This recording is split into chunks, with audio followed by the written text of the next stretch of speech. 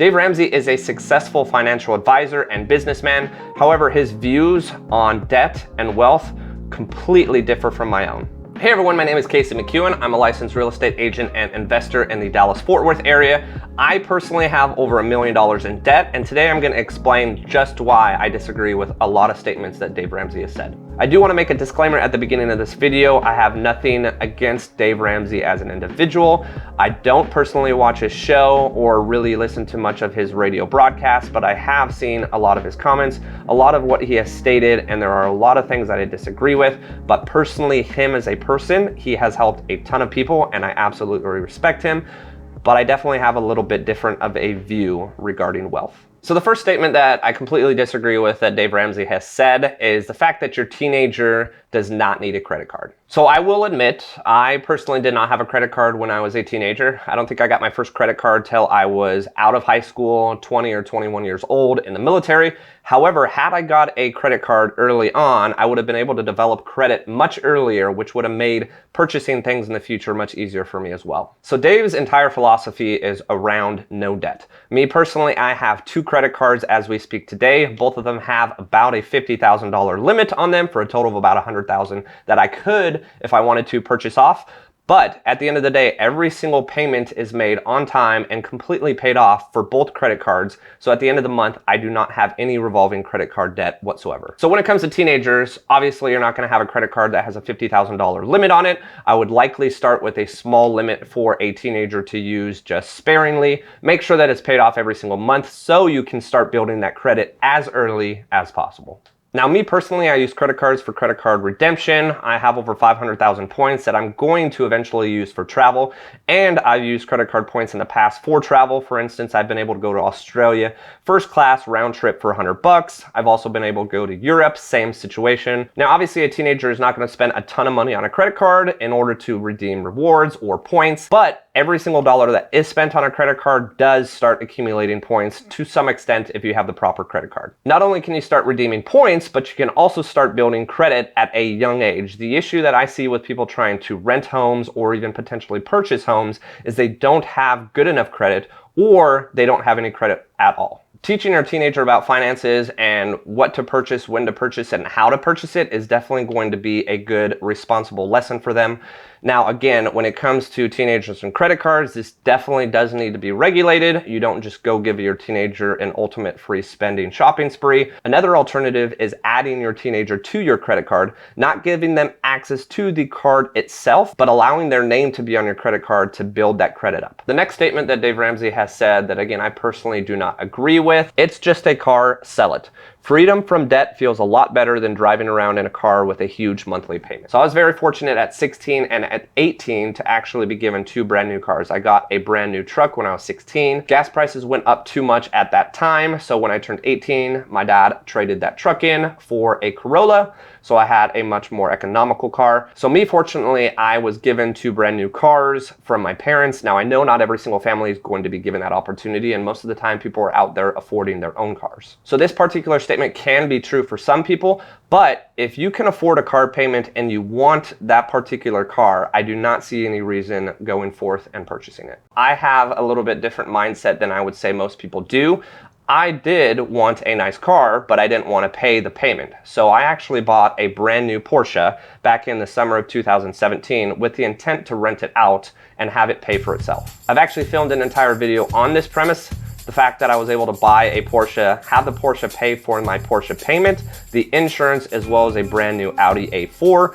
And that was actually an avenue that allowed me to have a nice car, technically 2 nice cars, for 3 years. Now, the thought process behind this is the same as Airbnb. Airbnb, you're renting out a portion of your house or your whole house to pay for your mortgage or potentially pay for your rent. I had the same kind of idea when it came to purchasing a car or leasing a car. Now, those 2 cars that I purchased back in 2017, I no longer have. Both of them were leases that I turned back in.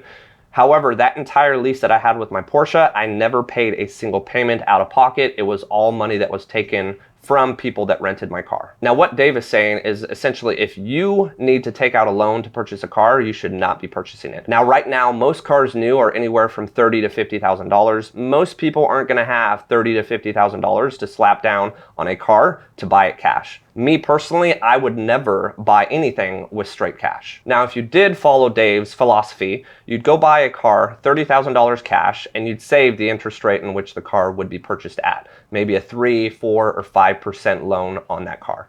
Me personally, I would go put no money down, take that $30,000 and invest it elsewhere for a higher return than the 3, 4, or 5% auto loan that you would be able to obtain. So now what I'm doing is I'm actually leveraging debt to make me more of a return than it would be if I were to just pay cash for the car. At the end of the day, am I telling you to go purchase a brand new car and lease it out or put no money down and buy it brand new? No, there's definitely alternatives for you. But on the flip side, I definitely don't believe in paying cash for an $800 car that in 2 weeks you're going to wind up having to replace anyways. At the end of the day, a car is something that's going to get you where you need to go. It can be deemed a liability or an asset depending on which route you're really wanting to go. For me, it was an asset because it produced income, even though it had a payment associated with it. But at the end of the day, if you're out looking for a car, you're gonna have to find something that suits best for you. But me personally, I don't believe in paying cash for a car. This actually relates to the next thing that Dave Ramsey has said that I again disagree with. Payments will keep you broke. If you can't pay cash,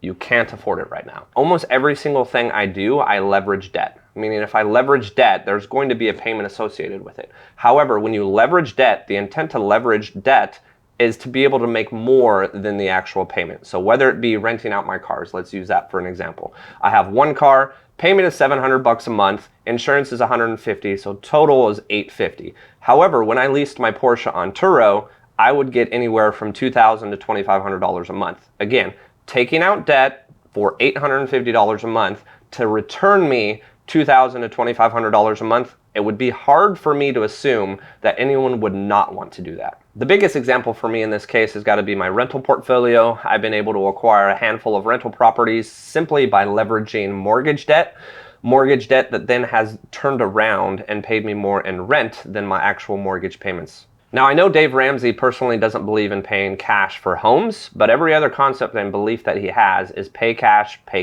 or pay cash. And the reason I believe he says this is the fact that who honestly can have $200, $300, $500, north of $700,000 in cash in order to buy a home?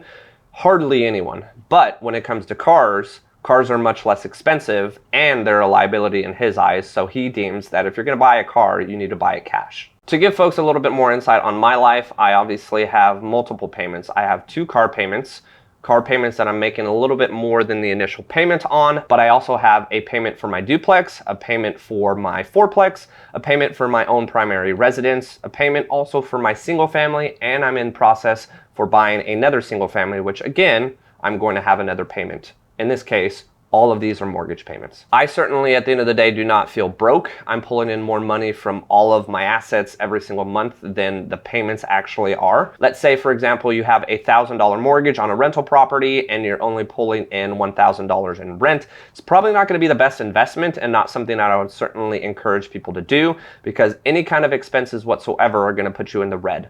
However, in my case, I'm pulling in north of $15,000 a month in rent from my rental portfolio, and my total payments are about $8,500. That allows me to have plenty of wiggle room for any kind of expenses and to be able to pocket and put away money every single month. And the money that I'm putting away is money that I'm making by leveraging debt. The biggest drawback for me with Dave's philosophy is the fact that he just doesn't agree in debt. For me, had I not taken any of these properties on, had I not taken a mortgage out, had I not taken any of these car payments out to then turn around and rent them out, I certainly wouldn't be where I am today, leveraging the debt that mortgage payments and car payments have gotten me. The next statement that Dave Ramsey has stated publicly that again revolves around debt and that I completely disagree with is step 1 of getting out of debt is to quit using debt. No more new debt. Nope, none. You have to decide you're done. It can't be an option anymore if you want to change. Cut it out of the source, then you can tackle getting out of it. Think of it this way. Saying no to new debt is saying yes to your debt-free future. It is closer than you think if you can get this under control. So again, one of his biggest statements that he says is you can't get out of debt if you don't stop taking on debt. I'm gonna give a prime example of that where you can take on debt that actually will pay back that debt even quicker than not taking debt out whatsoever. I'm just gonna use one rental property as an example. I'm gonna use my first rental property that I ever purchased in the summer of 2017. It was a duplex for $285,000. Now, I'm not even gonna include the fact that I make money every single month in cash flow from the 2 tenants that are there. But fast forward to almost the summer of 2021, appreciation alone from that debt alone can actually have me sell the property that I once bought for $285,000 and fully leveraged. So I took out a loan for $285,000. I can now turn that back around and sell for $450,000. So let's say over the last 4 years, if I didn't make any payments that really paid down the principal on my property and it was still sitting at $285,000 to pay off, you're still talking north of $150,000 that I'm making profit from debt that I fully leveraged. Now, obviously that wasn't my only purchase. I continued to purchase investment properties and will continue to purchase investment and rental properties. If I stopped there, if I just paid that off, I'd be nowhere near where I am today. I personally believe in debt. I've been able to see over the last 4 years what good debt has done to my life. It's allowed me to purchase so many rental properties. It's allowed me to build my dream home at the age of 31. And it's also allowed me the financial freedom to, if I want to, step away from work for a month or step away from work for 6 months and be completely financially free because of the money that I make off my investment properties. Now, these investment properties, you may say that I had to have a lot of cash in order to purchase them, and that's completely false. 3 of the 4 properties that I actually own right now, I used with a 0% down VA loan, a 1% down conventional loan, and another 0% down VA loan. So at the end of the day, I put very little to nothing down on those 3 properties, and they're gonna forever make me money moving forward. None of this would have been obviously possible had I not leveraged debt. If I would have paid cash for these or just not purchased them, period, I would be in a substantially different net worth position. Thanks again for watching, guys. If you have any questions about investing whatsoever, or potentially you're a Dave Ramsey fan and you want to go ahead and leave a comment, feel free to down below. I'll make sure to have a good chat with you. If you have any questions though about investing, make sure to leave a comment down below too. I'd love to get back with you, and stay tuned for the next video.